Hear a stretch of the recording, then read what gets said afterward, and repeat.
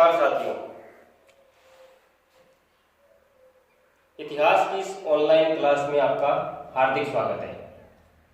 आज हम जिस रोमांचक सफर पे चल रहे हैं वो है बृहत्तर भारत, यानी कि भारतीय संस्कृति का विदेशों में प्रसार। एक शब्द है बृहत्तर भारत, तो इसको हम क्या है बृहत्तर भारत और हम इसको किस तरीके से जानते हैं। भारतीय उपमहाद्वीप का वो क्षेत्र, ये भारतीय उपमहाद्वीप है।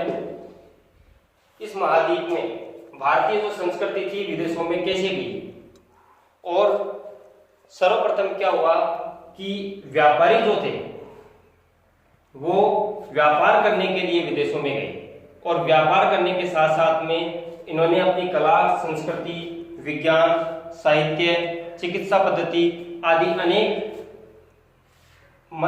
माध्यम से ये विदेशों में गए। इसमें जो मुख्य रूप से है, एक तो मध्य एशिया, तिब्बत और चाइना। इसके अलावा अपने को दक्षिण पूर्वी एशिया, इनमें जो संस्कृति मिली। इसके अलावा अपने को जापान, कोरिया, इनमें भी भारतीय संस्कृति पल्लवित हुई। हम सबसे जो बृहत्तर भारत है उसमें हम दो तरीके से संस्कृति गई, एक तो जल मार्ग से और एक स्थल मार्ग से। एक जल मार्ग से और एक स्थल मार्ग से।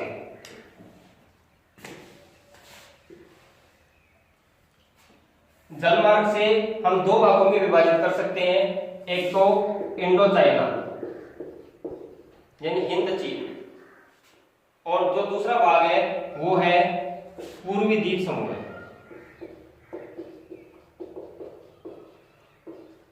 अब इंडो चाइना में जो आता है वो है आपका ब्रह्मा, कंबुज, चंपा, इसके अलावा श्याम, और जो पूर्वी द्वीप समूह के अंतर्गत आते हैं वो जावा, सुमात्रा, बाली, बोर्नियो और श्रीलंका। ये पूर्वी द्वीप समूह के अंतर्गत देश आते हैं।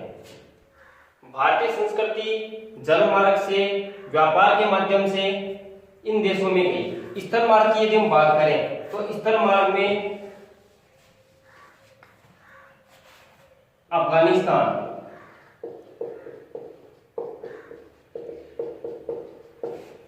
चीन, तिब्बत,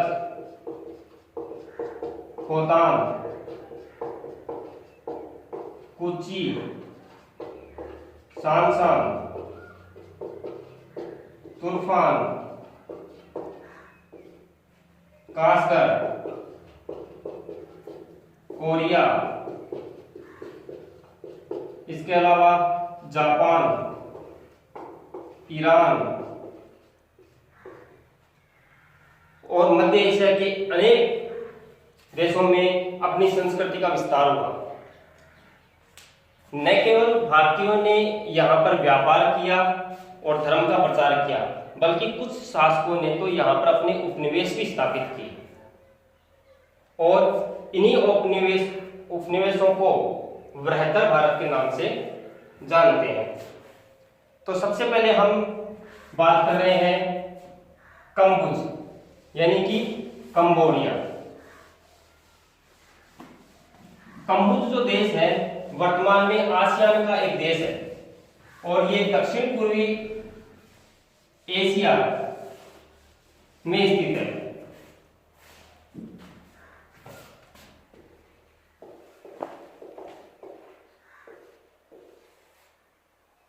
ये एक रहस्य से भरा देश है, और इसमें इसका प्राचीन नाम कंफुचिया था।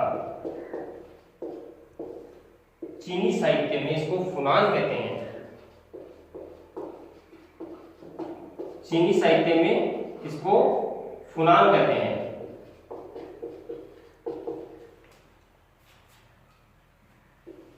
यहाँ का जो प्रथम शासक है, यानी ये कह सकते हैं कि इस कंबुज वंश, इस राज्य की स्थापना कंबु शम्यावु ने की थी। कंबु शम्यावु, कंबु शम्यावु ने कंबुज यानी कि कंबुचिया कह दो, फुनान कह दो, कंबोडिया कह दो, एक ही बात है। यानी वर्तमान में ये कंबोडिया है, इसकी स्थापना कंबु शम्यावु ने की थी। लेकिन भारतीय दृष्टिकोण से यदि हम देखें तो एक ब्राह्मण वंश का एक व्यक्ति था, उसका नाम था कौंडिन्य। इसने वहां पर एक नाग वंश की कन्या सोमा से विवाह किया और वहां पर ब्राह्मण वंश की स्थापना की।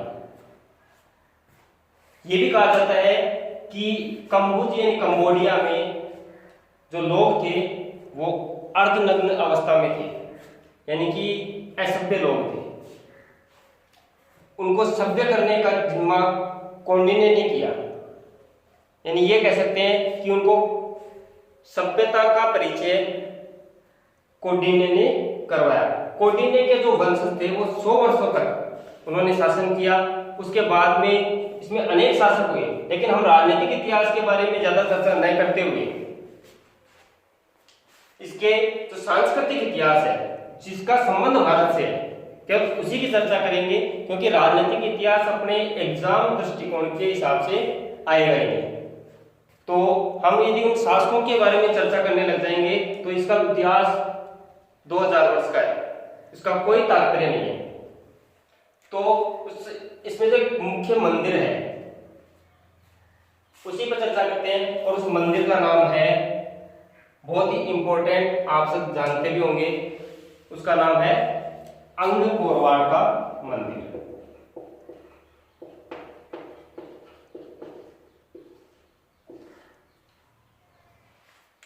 वर्तमान स्थिति में ये एकदम जीर्ण शीर्ण अवस्था में है। समय के थपेड़ों ने इसको इतना जीर्ण शीर्ण कर दिया कि ये मुश्किल से अपनी स्थिति संभाल पा रहा है, क्योंकि यहाँ पर अब कोई हिंदू राज्य का वंश नहीं है। यहाँ पर हिंदू ये जो मंदिर है ये हिंदू मंदिर था, और अब वर्तमान में यदि ये मंदिर को कोई पूछ ले कि वर्तमान में ये मंदिर किस चीज का है, तो ये हिंदू मंदिर नहीं होके ये बौद्ध मंदिर है, क्योंकि बौद्धों का वहां पर अधिकार हो गया, और वहां का जो मुख्य धर्म है वो बौद्ध धर्म है, और इस धर्म के यहाँ होने के बाद में ये मंदिर भी वर्तमान में बौद्ध मंदिर है। लेकिन शुरुआत में ये बौद्ध मंदिर नहीं था, ये मंदिर था हिंदू मंदिर। और यहाँ पर जो मूर्ति है वो भगवान विष्णु की मूर्ति है। इस मंदिर का निर्माण 1125 ईस्वी में खेमर वंश के शासक सूर्यवर्मन द्वितीय ने करवाया था। खेमर वंश के शासक सूर्यवर्मन द्वितीय ने करवाया था, और ये जो मंदिर है ये मेकोंग नदी के किनारे बसा है।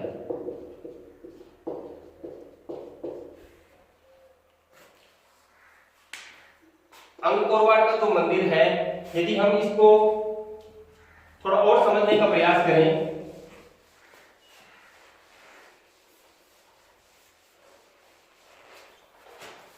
तो ये वर्तमान में चतुर्भुजाकार आकृति में है, और इसमें जो मुख्य मंदिर है, इस मंदिर के चारों तरफ एक खाई है जो 2.5 मील लंबी है। 2500 वर्ग मील में ये फैला हुआ है, 2500 वर्ग गज में फैला हुआ है। और इस ये जो मुख्य मंदिर है भगवान विष्णु का, ये समुद्र मंथन के समय जिस सुमेरु पर्वत को काम में लिया गया, उस सुमेरु पर्वत को आधार मानकर इस मंदिर की संकल्पना की गई। ये 5 मंजिला इमारत का मंदिर है और इसमें रामायण और महाभारत के अनेक चित्र इसमें चारों तरफ बिखरे पड़े हैं। रामायण की संपूर्ण रामायण, बाली सुग्रीव वध, राम रावण युद्ध, ये सभी इसमें है। इसके अलावा इसमें तो मुख्य है वो है समुद्र मंथन। समुद्र मंथन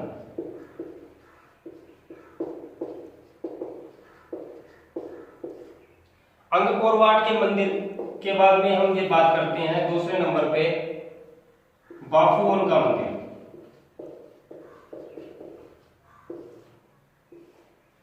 इसका निर्माण उदयादित्य सेकंड द्वारा किया गया।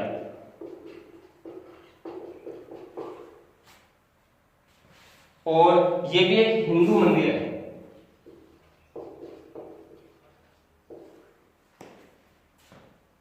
तीसरे नंबर पे यदि हम बात करें तो एक मंदिर आती है बेयोन मंदिर।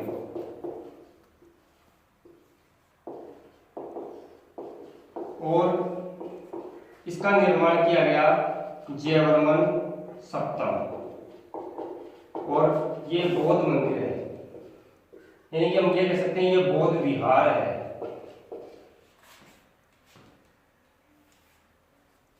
कंबोज यानी कंबोडिया, इसको प्राचीन नाम कंबुचा कहलाता है। इसकी स्थापना शोंगांगुम ने की थी। भारतीय शासक की बात करें तो इसकी स्थापना कौंडिन्य नामक एक ब्राह्मण ने की थी। यहाँ पर जो मुख्य मंदिर हैं वो 3 मुख्य मंदिर हैं, अंगकोर वाट का मंदिर, बाफुओन का मंदिर और बेयोन का मंदिर। हम इंडो चाइना में बात करें तो हमने अभी तक पढ़ा है कंबोज। अब आगे हम बात करते हैं चंपा।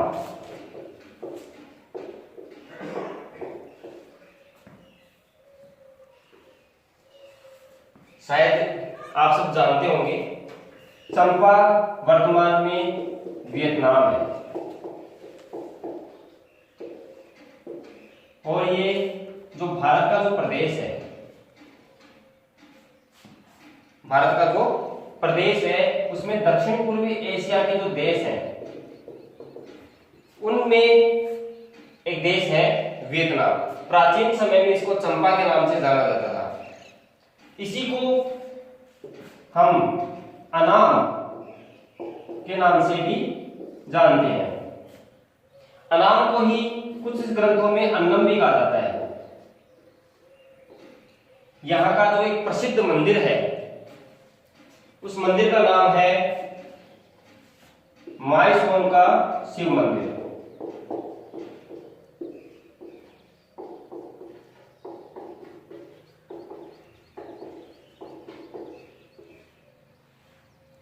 ये पहले शिव मंदिर था, लेकिन वर्तमान में यह भी एक बौद्ध मंदिर कहलाता है।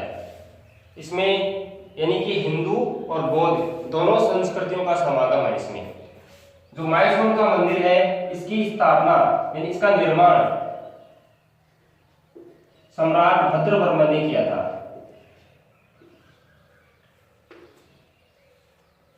यदि भारतीय संस्कृति की हम बात करें तो भारतीय संस्कृति में जो हिंदू धर्म है उस हिंदू धर्म में अनेक मंदिर वियतनाम यानी चंपा में है। और इसमें एक प्रमुख रूप से है मायसोन का शिव मंदिर।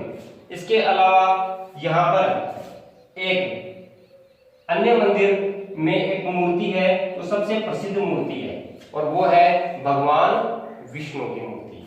और यह विष्णु की मूर्ति भी शेष शैया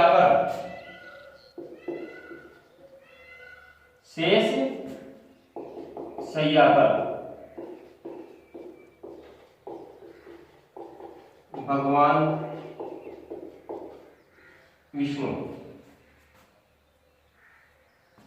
इसके अलावा यहाँ पर एक और मंदिर है जिसको बोलते हैं पेंगोंग मंदिर।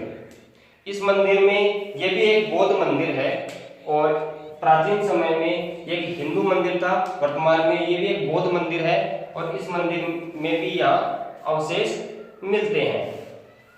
वियतनाम या चंपा के बारे में हम बात करते हैं ब्रह्मा।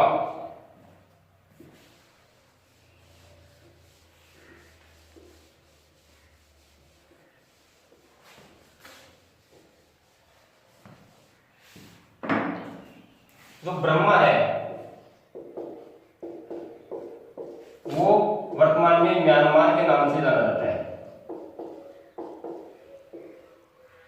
ब्रह्मा वर्तमान में म्यांमार के नाम से जाना जाता है और ये इरावती नदी के किनारे बसा हुआ है।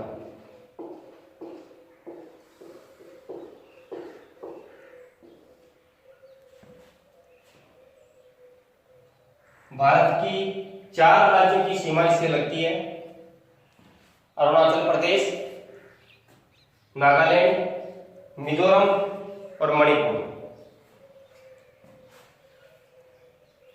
प्राचीन समय की यदि हम बात करें तो सम्राट अशोक के समय यहाँ पर बौद्ध विद्वान बौद्ध धर्म का प्रचार करने के लिए भेजे गए, जिनमें सोण और उत्तर।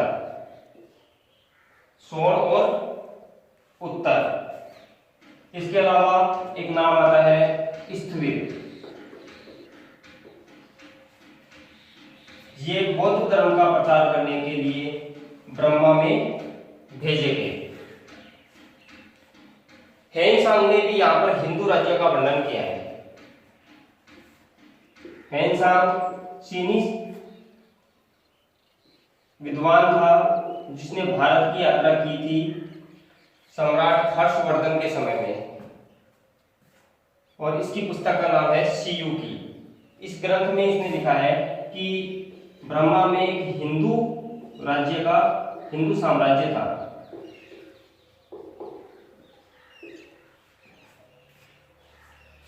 यहाँ का जो प्रसिद्ध शासक है उसका नाम मिलता है अपने को अनिरुद्ध।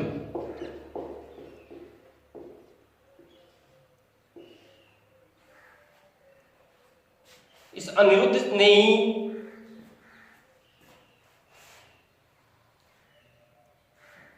अनिरुद्ध जो शासक था उसने एक विहार का निर्माण कराया था और उस विहार का नाम है खेजेगोन विहार।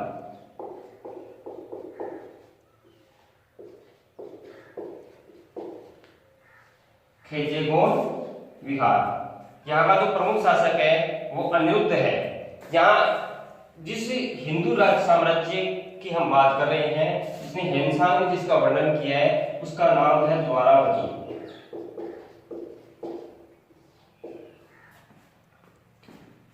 द्वारावती साम्राज्य में हेनसांग ने बताया है कि यहाँ पर एक हिंदू साम्राज्य था और यहाँ का जो प्रमुख शासक है वो अनिरुद्ध था।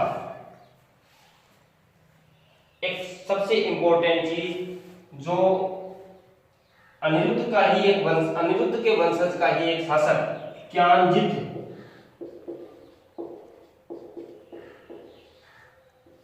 इस क्यांजित ने अरिमर्दनपुर में एक मंदिर का निर्माण करवाया और उस मंदिर का नाम है आनंद मंदिर।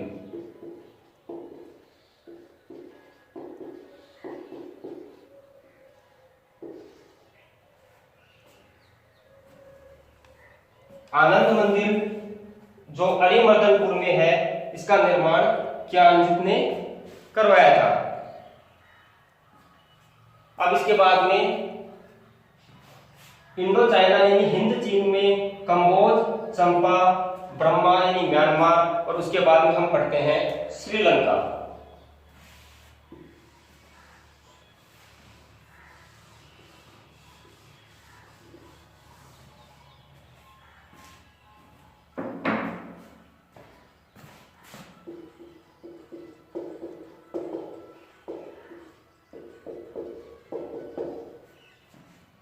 श्रीलंका प्राचीन समय में वाल्मीकि कृत रामायण में श्रीलंका का वर्णन मिलता है, और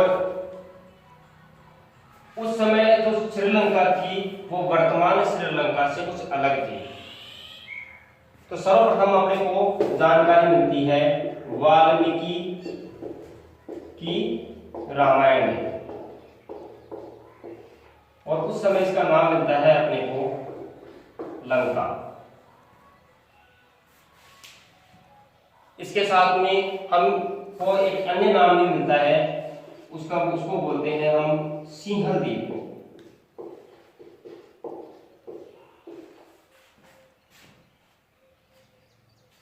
सम्राट अशोक के समय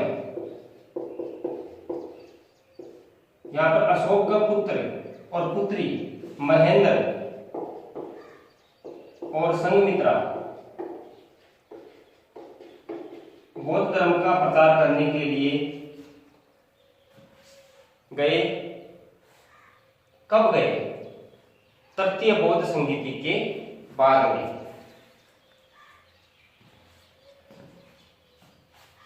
इन दोनों ने बोधि वृक्ष की जड़ को काटकर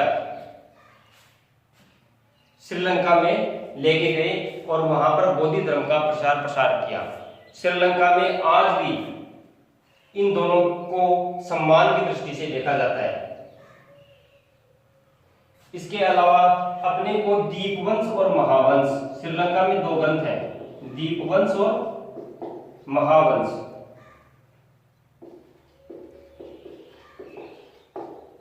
इन ग्रंथों से भी अपने को श्रीलंका के बारे में जानकारी मिलती है और भारत के साथ जो संबंध थे उनकी जानकारी भी अपने को मिलती है। इसके अलावा अशोक का, सम्राट अशोक की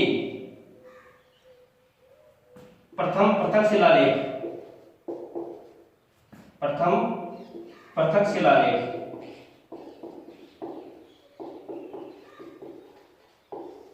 अपने को श्रीलंका के बारे में जानकारी मिलती है।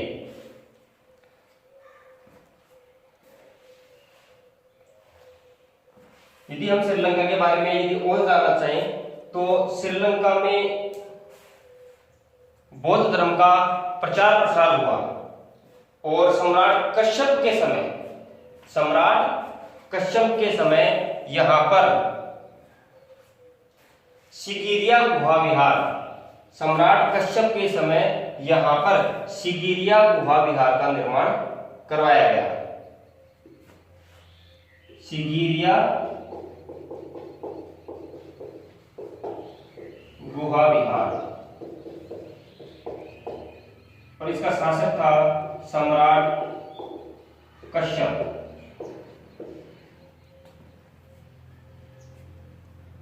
चोल वंश जो था वो दक्षिण भारत में था। चोल वंश में एक सम्राट हुआ या राजा हुआ, उसका नाम था राजराज प्रथम। राजराज प्रथम ने उत्तरी श्रीलंका पर अधिकार कर लिया और उत्तरी श्रीलंका पे अधिकार करने के बाद में इसने इसका नाम रखा मुंडी चोल मंडलम।